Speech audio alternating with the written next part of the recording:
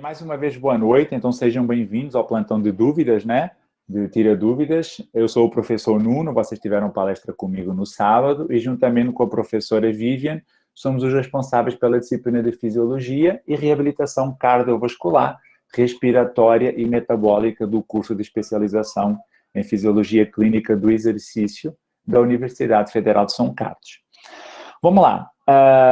Como a gente comentou, hoje, como eu já tinha comentado com vocês, hoje nós vamos fazer o plantão de dúvidas com uma pequena diferença, onde esta parte inicial, eu vou fazer uma explicação do tema da palestra que nós tivemos no sábado passado, avaliação da saúde e determinação dos riscos, pelo problema que deu em relação à gravação, e depois nós vamos seguir com os nossos esclarecimentos de dúvidas, tá?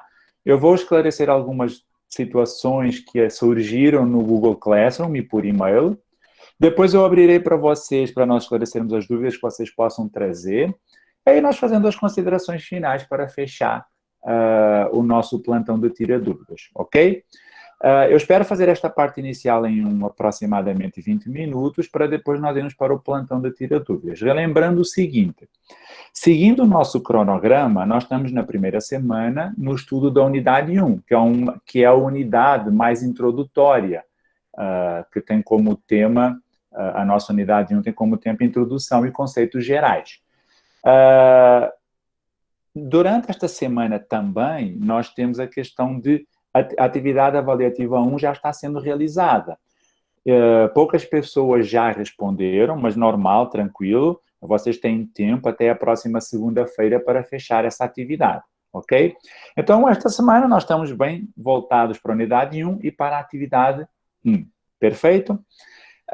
Em relação ao que eu comentei, então, eu vou iniciar a minha explicação sobre o que nós falamos na semana passada, desculpem, no sábado, sobre a questão de que não ficou gravado, e aí depois nós começamos para o Tira Dúvidas, tá bom? Deixa eu colocar aqui para apresentar. Eu vou fazer esta apresentação com um pouco menos de interação para nós conseguirmos ter realmente esse conteúdo gravado, tá? Então, eu apresentei para vocês no sábado com maior interação. Hoje eu vou tentar fazer algo um pouco mais corrido, será mais rápido. Corrido no sentido de não tanta interação, então será mais rápido para nós conseguirmos terminar com esta fase importante, que é a avaliação da saúde e determinação dos riscos, tá bom? Então, vamos lá. Sem dúvida nenhuma que nós iniciamos com aquela fala bem específica de que todos nós hoje da área da saúde, e não só da área da saúde, qualquer tipo de pessoa, entende, conhece os benefícios ou a importância da atividade física para a saúde do indivíduo. Ou seja, os benefícios da atividade física para a saúde. Então, isso está bem claro. Hoje nós, inclusive nas mídias sociais, vimos isso praticamente todos os dias, onde se fala da necessidade de educação física com o objetivo de manutenção ou melhoria da saúde, e também, por outro lado, e nesta disciplina isso também é muito visado, o tratamento de doenças, correto? Então, isso é ponto assente, sem dúvida nenhuma. Só que um ponto importante que eu trouxe na aula passada foi a questão dos riscos. Tá, tudo bem, nós sabemos dos benefícios, mas também existem riscos para a prática da atividade física. Nós podemos enumerar alguns riscos pensando na realização de atividade física. E aí nós comentamos muito, ou nós conseguimos, como é que eu posso falar? Nós conseguimos refletir sobre questões que podem ocorrer durante a prática da atividade física, que isso é considerado um risco. Que questões são essas? Desde a questão, por exemplo, da pessoa estar praticando corrida e cair, isso é um risco, ok? Até depois nós falamos algo mais específico, mais raro de acontecer, é óbvio, mas que também pode acontecer, a questão cardiovascular, principalmente, como um evento cardíaco, por exemplo, um infarto agudo do miocárdio durante o exercício. Então, o que acontece? Realmente, também existem riscos na prática da atividade física. Quando nós falamos em riscos, para colocarmos isso tudo assim organizado, o que é que nós falamos dos riscos? O nosso organismo, o nosso organismo, durante o exercício físico, ele sai da homeostase. Ou seja, nós estamos em equilíbrio, o repouso, total equilíbrio dos nossos sistemas, todos os sistemas em equilíbrio. Se uma pessoa saudável deveria estar em equilíbrio.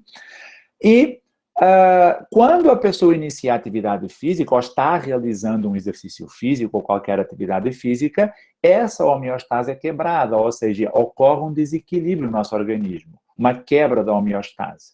E, óbvio, a quebra da homeostase faz com que a pessoa esteja propícia a alguns riscos. E esses riscos são definidos de acordo com o sistema que nós estamos conversando. Então, o que acontece? O mais comum de nós falarmos de riscos são os riscos cardíacos ou cardiovasculares, alguns eventos adversos durante o exercício. Esses são os mais comuns de nós nos lembrarmos, mas também nós temos que entender que são muito raros. Eu já vou trazer isso de novo mais à frente, mas sem dúvida nenhuma que esses riscos existem. Então, o facto da pessoa estar fazendo exercício, o facto da pessoa estar em desequilíbrio, uma quebra da homeostase, está fazendo com que a pessoa esteja propícia a alguns riscos. Sistema cardiovascular. Nós também podemos falar, por exemplo, sistema imunológico, a imunossupressão. Nós vamos falar também, pensando no sistema muscular, com o risco de degradação proteica, a rabdomiólise, se o exercício for muito intenso, muito duradouro, em locais quentes. Então, isso também é um risco. Isso já estamos falando do sistema muscular. No sistema muscular, então, nós temos muitos casos de lesões musculares, estiramentos são o mais comum. Isso tudo são riscos da prática da atividade física. Existem também os riscos ao sistema ósseo, fraturas, não é? Quando nós falamos em parte musculoesquelética, nós temos a questão também depois de articulações, parte ligamentar. Então, tudo isso são riscos inerentes à prática de atividades físicas ou à prática de exercício físico, ok? Perfeito. Só que aí a gente comentou uma coisa muito importante, e é isso que nós temos que ter em mente, é o seguinte: por que que nós, normalmente, não falamos de risco na prática da atividade física quando alguém está contratando os nossos serviços? Quando alguém nos contrata para nós promovermos saúde ou tratarmos de uma doença a partir do exercício físico, seja agente fisioterapeuta, seja profissional de educação física. E o ponto mais importante, óbvio que a gente tem sempre aquela situação de, não, é bom falar dos benefícios, falar dos riscos para quê? Na verdade, o mais importante é o seguinte, é que os benefícios são muito, muito superiores em relação aos riscos. Então, é normal que a gente não fale dos riscos, porque mesmo a pessoa estando correndo risco, o benefício é muito, muito, muito maior e os riscos são muito, muito, muito pequenos. Claro, e aí tem um ponto importante e é o que está aqui no slide. Esses riscos e também esses benefícios, eles são dependentes do objetivo de treinamento? Então, são dependentes do objetivo de treinamento? E eu respondo a esta pergunta com uma figura ou com um gráfico. E é isso que eu trago para vocês aqui agora. Ó. Vamos responder a partir de um gráfico. Então, a primeira coisa que a gente observa é que quando a pessoa tem uma vida inativa, ou seja, é sedentário, esta cadeirinha representa a pessoa sedentária, observem que a linha vermelha está muito mais alta, ou seja, os riscos são muito maiores do que os benefícios. Claro que os benefícios são zero, não é? Então, a pessoa sedentária, hoje nós sabemos que ela está correndo muito mais riscos para a sua saúde do que benefícios. Na verdade, benefícios praticamente zero, ok? Agora, quando a pessoa entra na sua vida ativa, ou seja, pratica exercício físico, observem que os benefícios da linha verde, ela é sempre muito superior em relação aos riscos. Sempre muito superior. E os riscos, numa fase inicial, são muito, muito baixos e controlados, sendo que depois até começam a aumentar, e aumentam bastante lá mais para o final deste gráfico que a gente vai representar aqui, ó, desta forma, por essas três cores. O que essas três cores mostram? São zonas onde o indivíduo se encaixa, isso nós estamos falando de acordo com o exercício, pensando em intensidade barra volume, em carga de treino, vamos colocar dessa forma, tá? Então, se a pessoa se exercitar nessa faixa verde, que é a fase inicial, os benefícios são infinitivamente maiores do que os riscos, e os riscos são altamente controlados. altamente controlados. Quando o indivíduo se exercita já numa faixa amarela, que está representada aqui, esta faixa amarela, aí o que acontece? A pessoa tem mais benefícios ainda, observem que os benefícios são maiores ainda, não com crescimento tão proporcional em relação à faixa verde, mas continua com muitos benefícios e até maiores, e os riscos continuam baixos, mas já começa a querer ter um leve aumento em relação aos riscos, ou seja, esses riscos são controlados, mas começam a subir, ok? Óbvio, nesta faixa vermelha, os riscos são os benefícios são altos, continuam a ser muito altos. Esta linha tracejada é porque hoje na literatura nós podemos ver evidências científicas que nos mostram que existe uma estabilidade dos benefícios. Quando quando a carga de treinamento é muito elevada, estamos falando já em atletas, existe a estabilidade dos benefícios, ou então, alguma literatura também mostra isso, pode haver até uma diminuição dos benefícios. Agora, o que acontece, sem dúvida nenhuma, é um risco muito mais aumentado. Ou seja, os riscos à prática da atividade física aumentam e são consideráveis, tá? Claro, aí nós estamos falando de quê? Na faixa verde, nós estamos falando do início da vida ativa e quando a pessoa faz atividades para a saúde com o objetivo do wellness, ou seja, qualidade de vida. Saúde, qualidade de vida. Na faixa amarela, nós já estamos falando daquelas pessoas que fazem o exercício com o objetivo de fitness. O que é fitness aqui? O fitness está aqui, ó, a palavra fitness, o que ela quer dizer? A pessoa se preocupa com a saúde, isso está inerente também, mas ela quer algo mais. Seja uma arquitetura muscular melhorada, ou seja, uma massa muscular aumentada, composição corporal com massa muscular aumentada, seja porque ela corre e ela quer ter performance na corrida, uma boa performance em corrida, mesmo não sendo o seu esporte fim. Então, esse é o exercício para fitness. E depois, lá na fase final, nós temos o treinamento para o esporte, o alto rendimento, tá? Então, aí está mais ou menos o que seria cada uma dessas faixas, ok? E aí eu coloquei o seguinte, tá, a maioria das pessoas hoje, qual é o grande objetivo do exercício físico? Por que elas fazem exercício físico? E sem dúvida nenhuma, que a principal razão das pessoas fazerem exercício físico hoje, ela se encontra na questão de saúde barra. Quando a gente fala em performance, essa performance é performance pensando em aqueles famosos atletas amadores. Fitness. Então, nós estamos na parte wellness e fitness. Ou seja, está aqui, ó, dentro desse quadrado azul. Então, a maioria das pessoas que fazem hoje atividade física, elas têm um grande objetivo, seja para saúde, seja para fitness. E por que eu coloco isso aqui? Isso nos mostra o seguinte, isso quer dizer que essas pessoas, o fato de estarem praticando exercício físico, elas têm inúmeros benefícios para a saúde. E os riscos, eles são poucos, pequenos.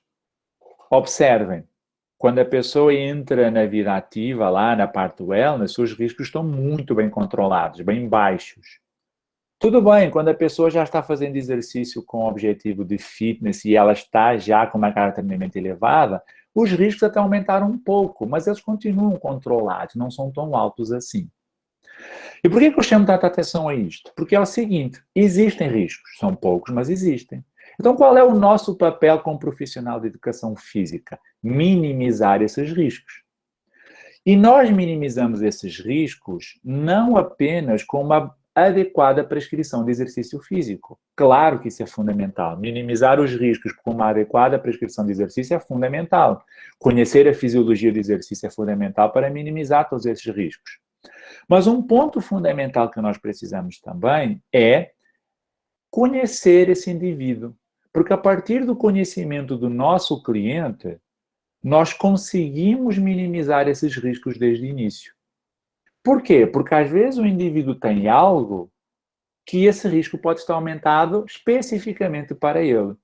Então, um ponto muito importante que eu queria chamar a atenção nesta fase introdutória da nossa disciplina é nós conseguirmos mensurar os riscos do nosso indivíduo ou do nosso cliente, ok? E pensando aqui na nossa disciplina, nós estamos falando, ou vamos falar durante este mês, sobre portadores de doenças cardiovasculares, de doenças respiratórias ou pulmonares e de doenças metabólicas. O cardiopata, o DPOC, o diabético, doente renal, todos eles também devem praticar exercício físico. Está claro hoje, não existem dúvidas nenhumas em relação a isso, e eles irão ter muitos benefícios. Só que o que acontece? A priori, eles são pacientes, ou melhor, clientes, que podem ter riscos aumentados. E então eu fiz essa pergunta, coloquei no slide. O que é que muda em relação aos riscos para esses indivíduos? E aí eu trouxe a mesma figura que esta, ó, estão vendo esta figura aqui? Eu trouxe essa mesma figura, mas agora isso é para a população geral. Eu trouxe esta figura pensando agora nos pacientes já portadores de alguma doença, seja ela cardiovascular, respiratória, ou seja ela metabólica. Está aqui, ó. O que mudou nessa figura? Se vocês observarem para essa figura, ou, nessa figura, nós observamos bem o seguinte, que os riscos são maiores, ou seja, a linha vermelha que corresponde aos riscos, ela está bem maior. Ela não se aproxima dos benefícios ainda, tá? Apesar de ter este cruzamento, não levem isso em consideração, mas o que é importante é mostrar o seguinte, mesmo para essas pessoas, os benefícios são muito maiores do que os riscos, mas os riscos já são considerados. E, óbvio, lá na parte amarela, no exercício para fitness, o risco aumenta consideravelmente. Então, para esses indivíduos, nós temos que ter um cuidado maior. Só que nós temos que identificar esses indivíduos. Quando nós recebemos um cliente para nós prescrevermos o exercício, trabalharmos com ele, ele já vem escrito na testa, tipo assim, sou cardíaco, tenho diabetes? Não, isso não está escrito. Como é que nós vamos saber? Claro, fazendo anamnese, perguntando. Mas é muito importante que a gente organize esse processo. E aí nós entramos no que eu chamo de triagem. Eu não, na verdade, o que os órgãos, as instituições nacionais e internacionais colocam como o procedimento correto quando nós recebemos um cliente para a prática da atividade física. Fazer uma triagem de saúde para a prática de exercícios físicos. Então, se nós recebemos um cliente, a primeira coisa que nós vamos fazer é identificar, conhecer essa pessoa, realizar uma triagem para a prática de atividades físicas. Só que essa triagem não pode ser o que nós muitas vezes acabamos por, na questão de começar, de mostrar o nosso serviço, apenas conversar e fazer o exercício, e prescrever o exercício. Nós precisamos registrar, nós precisamos ter nossos documentos que nos respaldem para futuras situações. Então, nós precisamos seguir uma anamnese que nos mostre claramente quem é o indivíduo que eu tenho na mão, ok? E existem várias formas de fazer essa anamnese, tá? Seja ela por entrevista, seja ela por questionário, e depois, dentro da entrevista ou do questionário, a forma de fazer o que você pergunta, o que você quer saber, o que você não quer. Então, existem várias formas de o fazer, ok? E eu trago para vocês uma proposta de triagem de saúde pré-participação a atividades físicas do Colégio Americano de Medicina do Esporte, em conjunto com a Associação Americana do Coração. Então, segundo esses órgãos, e que isso também é reconhecido pela Sociedade Brasileira de Cardiologia e também é reconhecido pela Sociedade Brasileira, esqueci o nome agora, Sociedade Brasileira de Medicina do Esporte e do Exercício, essa triagem deve ser realizada. E não é difícil, tá? Qual é o grande objetivo dessa triagem? Está aqui, ó. Inclusive eu vou ler para vocês. Identificar indivíduos com contraindicações médicas que os impeçam de praticar o programa de exercícios até que tais condições estejam amenizadas ou controladas. Ou seja, você pode receber um indivíduo, isso é raro, mas pode receber um indivíduo que naquele momento ele não pode fazer exercício físico. E você tem que identificar, fazer a triagem. Colocá-lo, olha, você não está podendo, você precisa controlar a sua condição e depois a gente faz exercício. ok? Uma das situações dessas, por exemplo, é um diabético descompensado, altamente descompensado. A gente consegue observar isso por uma triagem bem feita, ok? Outra situação é reconhecer indivíduos com doenças significativas ou condições de saúde que os tornem elegíveis para participar de um programa de exercícios supervisionados. Ou seja, beleza, esse indivíduo tem uma doença, tem uma condição de saúde, mas ele pode praticar exercício físico. Está controlado, então existem formas de colocar isso. Outra, detecção de indivíduos que devam passar por uma avaliação médica e ou teste de esforço como parte do processo de triagem de saúde pré-participação antes do início de um programa de exercício ou do aumento da frequência e da intensidade do seu programa atual. Ou seja, olha, esse indivíduo tem uma doença, ou tem um sintoma, ou tem algum risco de doença, e por isso é importante encaminhá-lo para uma avaliação médica, ok? Então, esse é o objetivo da triagem. Por que ela aparece? Nós não podemos descartar a necessidade de supervisão médica, ou de autorização médica, desculpem, mas, por outro lado, se nós incluirmos para todo mundo a autorização médica, nós estamos criando uma barreira para a prática de atividades físicas. Então, o ideal é nós fazermos uma triagem. Triagem, como o próprio nome diz, este indivíduo tem isto e eu consigo fazer desta forma. Este indivíduo é desta forma, então eu vou fazer daquela situação. Então, essa triagem cria procedimentos. Eu trago para vocês a triagem do Colégio Americano de Medicina do Esporte, que classifica o risco dos indivíduos como risco baixo, risco moderado e risco alto. E de acordo com o risco que o indivíduo tem, o procedimento para iniciar a prática da atividade física será diferente. E é isso que nós precisamos de registrar, de mostrar até para os nossos alunos que isso mostra ou passa segurança no nosso serviço. Eu fiz uma triagem com você e você é classificado como risco baixo. Ótimo, então nós vamos fazer desta forma. Você é risco alto, então nós vamos fazer desta forma. Esse início. Como funciona? Isto aqui, pessoal, está lá no material que eu passei para vocês para leitura. Então, vocês conseguem ver isso lá no... O material se chama... Deixa eu procurar aqui onde é que ele está. Diretrizes... Eu coloquei como avaliação da saúde e determinação de riscos. Tá lá, são 2 capítulos que coloca a avaliação da saúde e determinação de riscos. Essa parte já está no segundo capítulo, no capítulo 2, tá? Como fazer isso?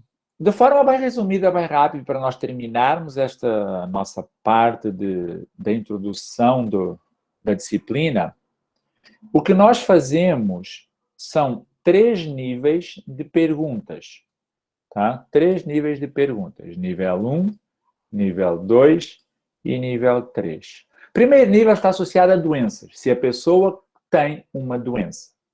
Então, de forma estruturada, organizada, e isso cada um vai fazer da sua forma, vocês vão perguntar se a pessoa tem alguma doença cardiovascular, alguma doença pulmonar ou alguma doença metabólica, se ela conhece. Nesse nível 1, se ela já respondeu que tem uma doença, isso é risco alto. Essa pessoa é classificada como risco alto. Por quê, professor? Porque ela tem uma doença, ok? Risco alto. Quer dizer que não pode fazer exercício? Não, nada disso. Nós estamos falando de uma triagem apenas e nós consideramos essa pessoa risco alto. Vamos imaginar que essa pessoa não tem nenhuma doença. Então, não. Ela passa para o segundo nível. O que é que nós vamos observar no segundo nível? São os famosos sinais ou sintomas de doenças. Por quê? Às vezes a pessoa não tem doença porque ela nunca foi ao médico. Hipertensão é uma doença silenciosa. Diabetes é uma doença silenciosa. Existe muita gente que tem diabetes, existe muita gente que tem hipertensão, mas não sabe. Então, esses sinais ou sintomas estão no nível 2, eles podem dizer que a pessoa tem algum problema. Então, são perguntas específicas que a pessoa vai fazer ao cliente para identificar se ele está com algum sinal ou sintoma de doença. Cuidado, pessoal, a forma que é perguntada aqui, às vezes a pessoa não entende. Então, é muito importante que nós façamos a decodificação disso aí. Por exemplo, tem deixa eu mostrar aqui para vocês. Deixa eu colocar. Claudicação intermitente. Por exemplo, você pergunta, você tem claudicação intermitente? A pessoa não vai saber o que é. Então, você tem que perguntar. Você pode falar até, você tem claudicação intermitente? Ou seja, você apresenta dores nas pernas quando você caminha curtas distâncias? Inclusive, você tem que se sentar porque não aguenta essas dores, mesmo sendo curtas distâncias? Pronto, você definiu o que é claudicação intermitente. Se a pessoa falar assim, você marca claudicação intermitente. Então, todas estas perguntas você pode fazer decodificando para uma pessoa leiga, vamos lembrar disso, e se ela responder um sim, a pessoa está com edema, ou tem edema frequente no tornozelo, um sim, também é risco alto. Por último, se ela respondeu não a tudo, ok, nós vamos para a última fase. E aí nós identificamos fatores de risco de doenças cardiovasculares. São todos esses fatores. Nós vamos perguntar a idade da pessoa, se existiu na família alguém que morreu de morte, que teve morte súbita, que teve um infarto, que fez uma revascularização cardíaca. Se a pessoa fuma atualmente, se ela é sedentária ou não, se ela é obesa, aí há um cálculo simples pelo IMC, se ela é hipertensa, se ela tem dislipidemia, ou seja, alteração dos valores de colesterol no sangue, se ela tem pré-diabetes, ou se ela se a glicose já está elevada. Então, tudo isso são fatores de risco. Se ela tiver mais do que 2 fatores de risco, ela é considerada risco alto. Se ela tiver menos do que 2, desculpem, mais do que 2 não, 2 ou mais, risco moderado. Se ela tiver menos do que 2, ela está classificada como risco baixo. Professor, como é que eu faço estas perguntas? Quais são os pontos de corte? Tabela 2.2 do capítulo 2. Está lá, ela está aqui, ó. É só observar isso. Vou dar um exemplo para vocês. Por exemplo, quando é que eu considero que ela tem hipertensão como fator de risco? Quando a sistólica é maior ou igual que 140 milímetros de mercúrio e ou a diastólica maior ou igual que 90 milímetros de mercúrio. Ou também se toma medicamento antihipertensivo. Então, se ela tem hipertensão, se ela tem a pressão arterial, por exemplo, 140 por 90, você considera um ponto já. Um ponto só, ok, pela tabela, um ponto é risco baixo. Mas imaginem que essa pessoa é hipertensa e ela é um homem com 50 anos. Observem que homem com mais de 45 também é fator de risco. Então, já são 2 pontos. 2 pontos risco moderado. Ok, eu registrei, eu fiz esse algoritmo, eu consigo definir qual é o risco do meu cliente, alto, moderado ou baixo. A partir disso, eu tenho aqui um procedimento a fazer. Qual é o procedimento inicial segundo o Colégio Americano de Medicina do Esporte? Olha, baixo risco. É necessário ou é recomendado exame médico antes do exercício? Não. Nem para exercício moderado, nem para exercício vigoroso. Imaginem que a pessoa é risco moderado. Precisa de exame médico antes do exercício? Se for para exercício moderado, não. Se for para exercício vigoroso, é recomendado. Imaginem que a pessoa é alto risco. Precisa de exame médico antes do exercício? Sim. Tanto para exercício moderado, quanto vigoroso. Ou seja, dessa forma, eu crio um procedimento padrão para todos os meus clientes e que cria, tanto para nós profissionais quanto para o nosso cliente, segurança para a prática de atividades físicas. Claro, a nossa disciplina vai tratar de pessoas com doenças. Então, nós estamos tratando de pessoas com alto risco, sem dúvida nenhuma. Agora, não confundam este alto risco com o que está no nosso e-book, porque o nosso e-book classifica em baixo risco, moderado risco e alto risco, mas já há pessoas que têm doença cardiovascular. Então, Será, por exemplo, a pessoa tem doença? Então, agora, dentro da doença, ela é baixo, moderado ou alto? E isso, inclusive, é objeto da atividade avaliativa número 1, ok? Beleza, consegui explicar, então, essa avaliação da saúde e determinação dos riscos. Eu trago isto, eu acho muito importante, porque isso é um ponto que nós não podemos falhar no início da prática de atividades físicas. Registrar, saber quem é a pessoa com quem nós estamos trabalhando. E a partir daí, nós já conquistamos o aluno, já temos segurança e vamos trabalhar. Não. Perfeito? Anderson, pode falar. Estou ouvindo baixinho. Melhorou?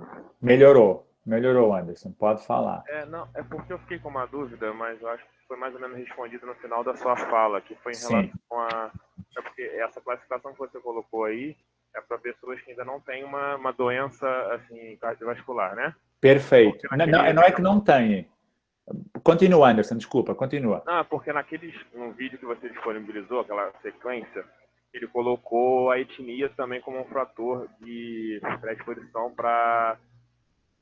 como fator de risco, né? Ele colocou a etnia, como pessoas da raça negra, elas têm mais disposição a desenvolver essas doenças.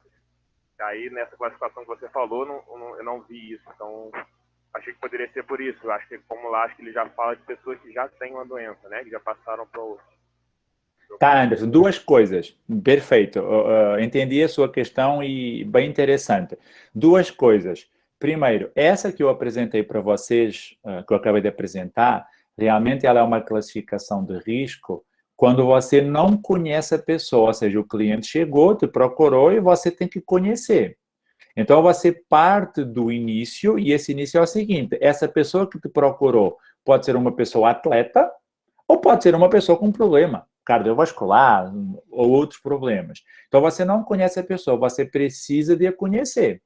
E aí, ao final desse procedimento que eu mostrei para vocês, que é recomendado pelo Colégio Americano de Medicina do Esporte, você consegue identificar essa pessoa. Olha, essa pessoa não tem nenhuma doença, não tem fatores de risco, ela é risco baixo. Ok, fechou por aí, terminou. Por outro lado, imagina que você, e isso vai acontecer com certeza, que nessa anamnese que você fez, nesse procedimento, você identificou que a pessoa tem uma doença cardiovascular, ela vai ser classificada como alto risco. A partir daí, a classificação de alto risco, porque ela tem a doença, existem depois outros procedimentos de avaliação interessantes. Lá no e-book aparece essa questão de como você depois ver dentro de uma pessoa com problema cardiovascular como é que ela é, porque às vezes o problema cardiovascular está controlado, ou ela acabou de infartar, por exemplo, há 2 semanas atrás, vamos imaginar. Então, aí são pessoas diferentes. Isso é o passo seguinte depois que você conhece a pessoa.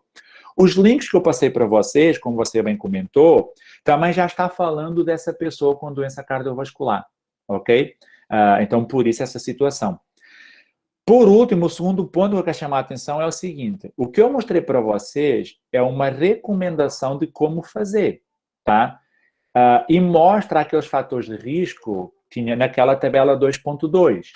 E como você falou, por exemplo, lá no link fala que a etnia também é um fator de risco. Isso vai de acordo com a literatura, e realmente existem autores que mostram que a etnia também é um fator de risco, tá? Só que, como eu comentei, como eu coloquei, o Colégio Americano de Medicina do Esporte elegeu aqueles como os principais. Mas vão existir outros, por exemplo, a etnia, como você bem colocou, e existem outros fatores de risco. Deixa-me lembrar aqui outro que não esteja lá contemplado. Deixa-me lembrar. Falou em... o consumo de bebida alcoólica.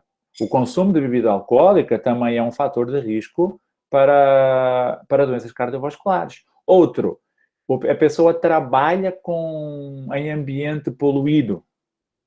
Quando eu falo ambiente poluído, imaginem que a pessoa trabalha numa empresa de tintas que mexem em diluentes, por aí vai. Isso também é um fator de risco agora, principalmente para doenças respiratórias, mas para cardio também. Ou seja, existem outros fatores, mas o Colégio Americano colocou esses como os mais importantes. Ok, Anderson? Ok, obrigado, professor. Nada. Pode falar, Tiago. Professor, às vezes o áudio vai estar um pouquinho ruim, porque eu estou dirigindo, então estou ouvindo vocês pelo rádio aqui, tá? Tá, cuidado aí. Pelo celular. Não, tranquilo. Ok. Professor, por exemplo, eu trabalho na academia e eu tenho alguns alunos hipertensos. Sim. Entretanto, alguns deles são medicados e outros Sim. não. Sim. Os que, por exemplo, que não tomam medicação, sabemos que às vezes o trabalho de alguma determinada intensidade com eles é arriscado. Tem como eu não tendo acesso a alguns acessórios com mais tecnologia, como utilizar o próprio. Esqueci o nome da coisa agora. Por exemplo, utilizar somente o medidor de frequência cardíaca para trabalhar com eles dentro de uma zona de segurança? Tá. Ok, Tiago. Vamos lá. Essa pergunta, a Vivian vai falar com você com certeza muito na aula dela, ou na palestra dela, que eu não me lembro exatamente agora a data, mas eu acho que é daqui a 2 semanas, não no próximo final de semana e no outro, tá? Com certeza que a Vivian vai falar muito disso, que a parte dela vai ser sobre a hipertensão, ok? Além de, não te respondendo exatamente a sua pergunta, como você colocou, mas sem dúvida nenhuma que para essas pessoas que são hipertensas, é importante nós monitorarmos a frequência cardíaca, sem dúvida nenhuma, e é importante nós também monitorarmos a pressão arterial. Isso antes do treino, durante o treino. Então, são 2 instrumentos muito importantes. Claro, você tem acesso a eletrocardiograma para você monitorar? É muito mais difícil, né? Se você tivesse, perfeito. Inclusive, o eletrocardiograma está na nossa unidade 2 já, tá? Mas é difícil nós termos eletrocardiograma. Então, o mínimo que a gente consegue monitorar, que a gente consegue se propor a monitorar, é a frequência cardíaca e pressão arterial, tá? Como? Não perca, Vivian, lá daqui a 2 semanas, tá bom? Só que você chamou a atenção à questão do hipertenso, bom que você colocou. O Colégio Americano de Medicina do Esporte coloca como hipertensão, lá nessa classificação que eu falei para vocês anteriormente, a hipertensão não é considerada uma doença cardiovascular para colocar como alto risco. A hipertensão é considerada como um fator de risco para doenças cardiovasculares. Então, se o indivíduo só tem hipertensão, tá? Não tem mais nada. Claro que a gente sabe que tem muita coisa associada. Mas imagine que a pessoa só tem hipertensão. O ser hipertenso entra nos fatores de risco cardiovascular, lá no 3º nível. E ele, se só tiver hipertensão, pode ser classificado como baixo risco também. Ok? Aí depende depois se eu tenho outros fatores associados ou não. Perfeito, Tiago? Perfeito, professor. Obrigado. Okay, nada. Perfeito, vamos lá. Vamos para o segundo ponto, então, do nosso dia de hoje, que é a questão do esclarecimento de dúvidas que chegaram pelo mural.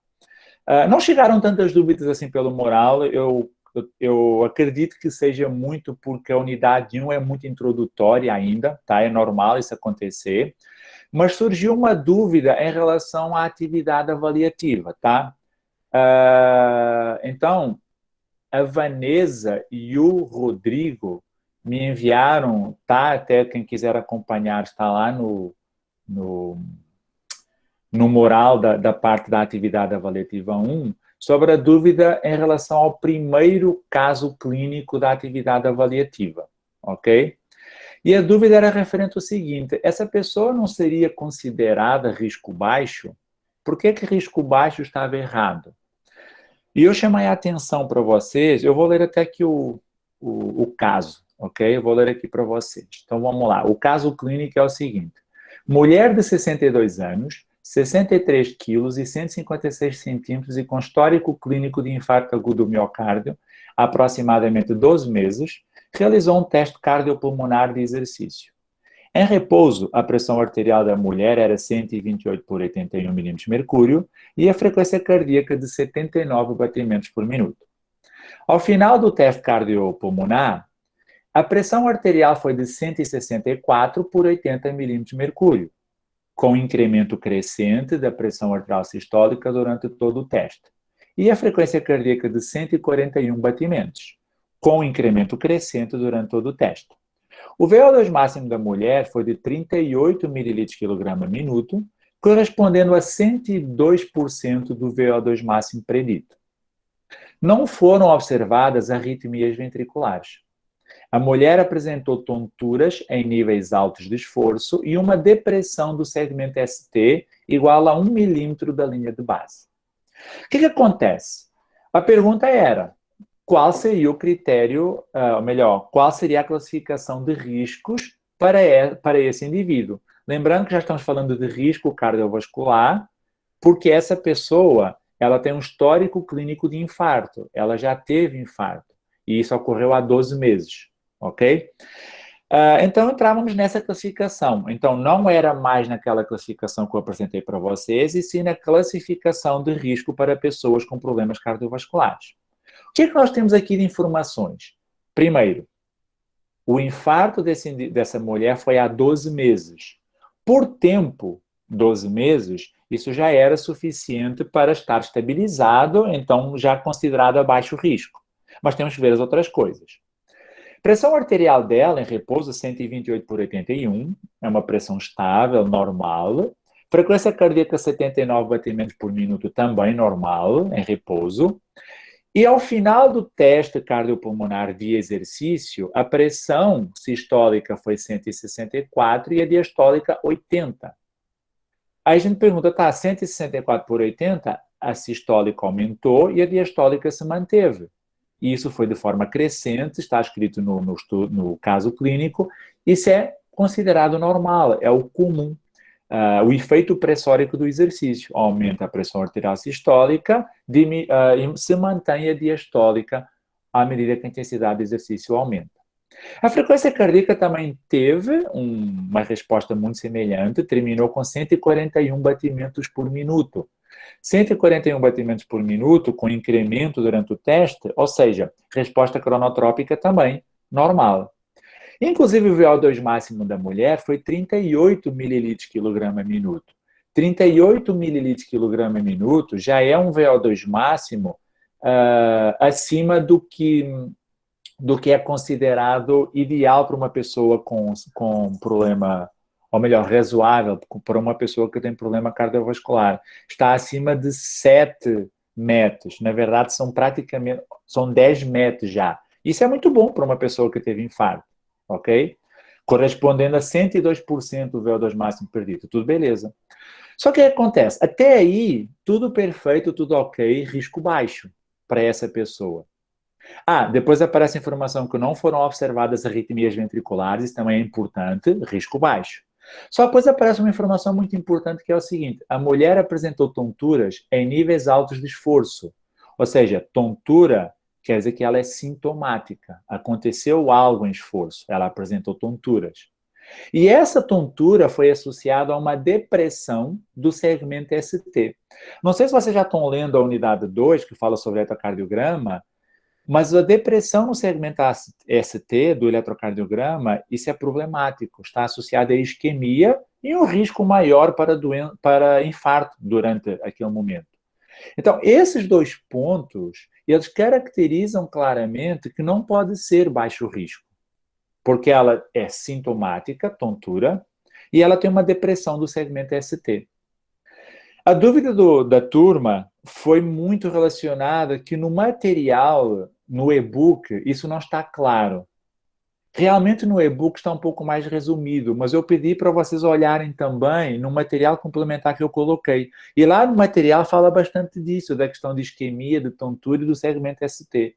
Então, nesse caso, nós não temos como classificar esse caso clínico número 1 como baixo risco.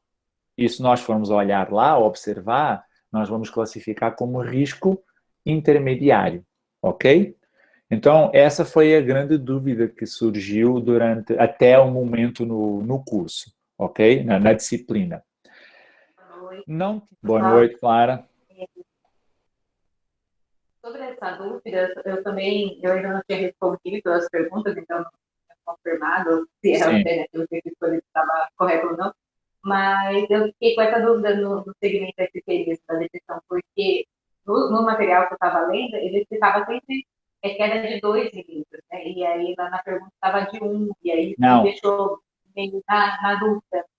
Claro, observa lá no material, tá lá a depressão no segmento ST menor do que 2 milímetros, não é igual a 2. Ah, entendi. Tá? Menor do que 2 milímetros. Se for maior do que... por que acontece? A depressão no segmento ST sempre é problemática, e por isso não pode ser considerado risco baixo, tá?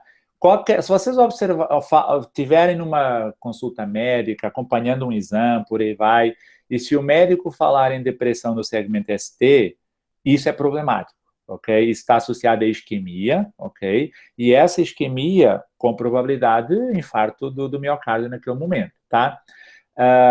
Só que essa depressão depende do tamanho dessa depressão que aparece no eletrocardiograma. Quando ela é menor do que 2 milímetros, é considerado um risco moderado. Quando ela é maior que 2 milímetros, é um risco alto, ok? Então, era não igual a 2 e sim menor do que 2. Certo, entendi. Obrigada. Nada. Vivian, você quer comentar alguma coisa? Não, eu acho que não. Acho que está tudo certo. Só complementando o que o Thiago tinha perguntado, só para não adiantar, mas dar uma complementada no que você falou, é bem isso. A hipertensão, ela é um fator de risco, mas ela não é determinante em relação à atividade física, né? O que eu acho, o principal é a pressão estar controlada. Primeiro, ver se o paciente, o cliente, se ele toma medicamento, se ele toma, em que momento ele está tomando aquele medicamento antes de treinar. Medir, não tem como, tem que medir a pressão para ver se ela está muito alta para começar o exercício. E também sempre ficar atento a não realizar valsalva, né? Que não... Mas é isso, acho que só para complementar em relação ao que o Thiago tinha perguntado antes. Perfeito. Tá bom. Professor, do ponto de vista de monitoramento de frequência cardíaca, tem algum estudo já comparativo com relação a esses smartwatches para uso? Tem e muitos, tá? Eu posso te passar alguns já, normalmente em inglês, mas eu até vou te adiantar o trabalho, porque eu vi hoje uma pessoa que falou bastante sobre isso, tá? Por acaso, assim, até calhou bem, tá? Eu pego os artigos, eu passo para vocês, sem problema nenhum, deixa eu anotar aqui, tá? Então, artigos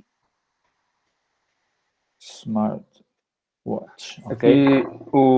Porque eu fiz a pergunta é que, assim, antigamente a gente sempre confiava muito no polar, ou então na medição direta, né? Porque, às vezes, quando a pessoa tem extrasístole, ele começa a dar erro de leitura, aí do nada parece que a pessoa está com 190, mas é porque tem uma extrasístole, ou 12.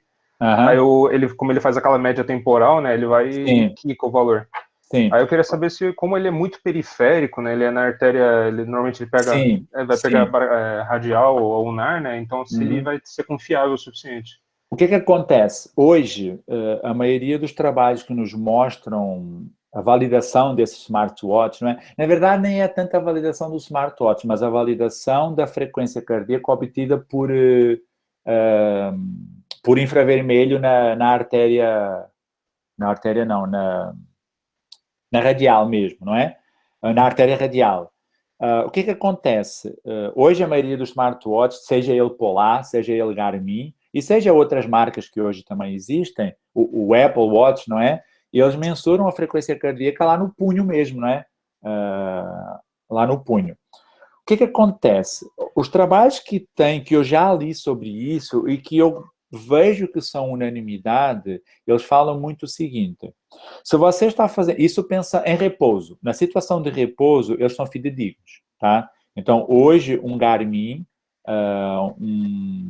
eu estou falando das marcas, porque as marcas, geralmente, elas trabalham em relação a isso, tá? Então, um Garmin, um Polar, um Apple Watch, eles hoje são fidedignos para mensurar a frequência cardíaca de repouso, tá? Isso comparando com o padrão, que seria o eletrocardiograma, tá bom? O que acontece? Durante o exercício é que aí muda de figura. E como é que muda de figura? Aí os trabalhos nos mostram, mostram o seguinte. Se o exercício físico que a pessoa está fazendo é um exercício de intensidade constante, mantendo a mesma velocidade por muito tempo, seja isso de bicicleta, seja correndo, seja fazendo o que for, mas de intensidade constante, contínua, existe uma boa acurácia. Já cai a acurácia, já diminui, tá? Mas mesmo assim é confiável, existe uma boa acurácia, tá? Agora, se o exercício físico ele é realizado por steps, e aí quando eu falo steps, não é só o treinamento intervalado de alta intensidade, tá? Pode ser, por exemplo, 2 minutos com uma frequência cardíaca, com um percentual da frequência cardíaca de 75, e depois mais 2 com um percentual da frequência cardíaca 55, 60, do máximo. Ou seja, não é alta intensidade, mas são steps ali, não é? São exercícios intervalados. Aí a acurácia diminui bastante, tá? Muito mesmo. E aí aparecem esses problemas. Ou atrasos, tipo na frequência cardíaca, é muito comum, são muito comuns esses atrasos. Ou esses picos de frequência cardíaca que a gente pode confundir com ostracistas e, na verdade, é o problema do relógio. Então, isso aí é mais problemático, sim. Por isso, a boa e velha fita para esses casos é sempre o mais interessante. Tá? A fita já traz a acurácia também para esses tipos de exercício. Aquela cinta cardíaca, não é? Que coloca no tórax. Aquela dos modelos antigos. Que era... Sim, dos modelos antigos. Porque, Renan, se você perceber, a gente fala dos modelos antigos, mas não é essa questão de ser modelo antigo, não. Hoje, isso vamos pensar na parte comercial. Tanto a Polar quanto a Garmin, eles vendem os relógios deles hoje sem a cinta. Hoje, praticamente nenhum já vem com cinta. Ou se vem com cinta, você paga mais, porque na caixa tem a cinta, tá? Então, comercialmente, hoje está assim, correto? Só que o que acontece? Por exemplo, a Polar tem a cinta dela, que hoje é a última delas, é a H10. A cinta H10 é uma cinta que, se você só comprar a cinta, já custa... Hoje não sei o preço, até porque o dólar subiu muito. Mas com o dólar subindo, eu acredito que ela esteja quase em R$1.500. Só a cinta H10. Então, o que isso quer dizer? Eles te oferecem um relógio que tem frequência cardíaca. A Polar sempre foi uma empresa altamente especializada em mensuração de frequência cardíaca durante o exercício. Só que eles te oferecem um relógio, um cardiofrequencímetro de punho, né? Que observa, que faz por infravermelho. Mas eles sabem e eles te vendem a cinta se você quer algo mais específico, com maior acurácia, sem dúvida nenhuma, tá? Então, esses instrumentos hoje ainda não são os melhores, ok? Apesar de que a tendência é que a tecnologia cada vez esteja melhor e, quem sabe, daqui a 2, 3 anos, isso já seja igualzinho à cinta cardíaca. Mas hoje ainda não é, tá? Ó, o Renan, a Júlia e o Renan postaram em alguns links, alguns trabalhos que fazem essas comparações, tá? E se você for hoje, tem que ser agora... hoje, no Instagram do Ramírez, porque ele postou falando sobre isso também, hoje. Sabe o professor Ramírez Tibana? Tibana. Eu acho que no Instagram é assim, Ramírez Tibana. Inclusive, ele disponibilizou os artigos lá, tá? Ele faz uma abordagem mais relacionada com carga de treinamento. Mas é só nós pensarmos que todos esses frequencímetros, eles fazem essa carga de treinamento, eles fazem esses cálculos, tudo a partir da frequência cardíaca. Então, se a acurácia não é tão boa, é porque a frequência cardíaca não foi a melhor. Entendeu? É tudo em cima da frequência cardíaca. Tá? Eu coloquei no chat aí, ok? Ramírez Tibana. Licença, professor. Esses dois links que eu postei é do novo frequencímetro da Polar. Ele está em pré-lançamento. Ok. É o Sense novo. Sim. Ele traz uma acurácia bem elevada em comparação ao anterior. Ok. Pode ser usado dentro da L, apesar de ser infravermelho, ele pode ser usado em vários segmentos corporais. Sim. Por exemplo, no óculos de natação, sim. No punho, no próprio tórax. Então, você tem a cinta e coloca ele na disposição que você tem mais interesse. Tá, perfeito. Vamos deixar ele ser lançado para depois nós termos trabalhos com eles, comparando com o padrão ouro, que é o eletrocardiograma, para nós vermos essa diferença. Mas sim, a tendência é essa, é que cada vez cada lançamento novo, eles têm uma acurácia maior, isso é fato. E a gente espera que fique perfeito, perfeito assim, seja semelhante à cinta cardíaca, que já é com uma acurácia excelente, tá? Inclusive, a Polar tem também, além da fita H10, da cinta H10, eles têm também uma cinta que eu não lembro o nome, que você coloca ela no braço ou na perna, também para mensurar a frequência cardíaca, tá? Por sensor também. Às vezes esse novo, eu não vi esse novo aí, Renan, que você colocou, perfeito. Esse já vem com essa tecnologia já vindo desse processo que eles estavam trabalhando. Mas a tendência será essa, que fique bom. A hoje ainda não está. Certo. Obrigado, Quando nós falamos em repouso, nossa, até eletrocardiograma dá para fazer já, e tem boa, tipo, não é o melhor, mas já existem algumas derivações interessantes pelo smartwatch, né? Agora, quando nós falamos em exercício, aí a acurácia cai bastante, com certeza. Tá? Mas perfeito sua pergunta, obrigado. Pessoal, vamos fechar então a nossa aula dando alguns recados em relação ao nosso cronograma, tá? Então, pensando no nosso cronograma, lembrando, nós estamos ainda na primeira semana, começamos sexta-feira, então é considerada a primeira semana esta. Nós estamos refletindo mais sobre a unidade 1, lendo mais sobre a unidade 1. É normal que vocês estejam mais avançados, isso faz parte do processo EAD, tá? Sem problema. Mas nós estamos mais preocupados em passar para vocês informações sobre a unidade 1, ok? Vocês têm a atividade avaliativa 1 para responder até segunda-feira às 5 da manhã. Não percam o prazo. Cuidado, pessoal, é segunda-feira às 5 da manhã, então não achem que posso fazer segunda. Porque para você fazer segunda, tem que fazer bem cedinho, né? Então, cuidado, se organizem para conseguirem fazer até este final de semana. Eu vi que poucas pessoas fizeram, normal, tranquilo, ela também não é nada difícil, mas não deixem isso para a última hora, tá? Tá bom? Acho que é isso que nós chegamos ao final do nosso plantão Tira Dúvidas, não é? Eu agradeço a presença de todos. Trouxemos poucas dúvidas para já, mas é completamente normal pensando numa unidade de introdução, mas foi produtivo, então coisas interessantes que nós temos que levar para o restante. Algumas perguntas que vocês já começaram a fazer, nós vamos ver isso durante a unidade, durante a disciplina, não é? Então, agradecer a todos vocês pela presença e não percam cenas dos próximos capítulos, porque a disciplina está só começando, correto? Ok? Boa noite a todos, boa semana, bom resto de semana para vocês e qualquer dúvida, fiquem à vontade lá no mural, façam perguntas, que a gente vai interagindo. Ok? Boa noite. Obrigada, Bruno. Boa noite, pessoal. Obrigado a vocês aí.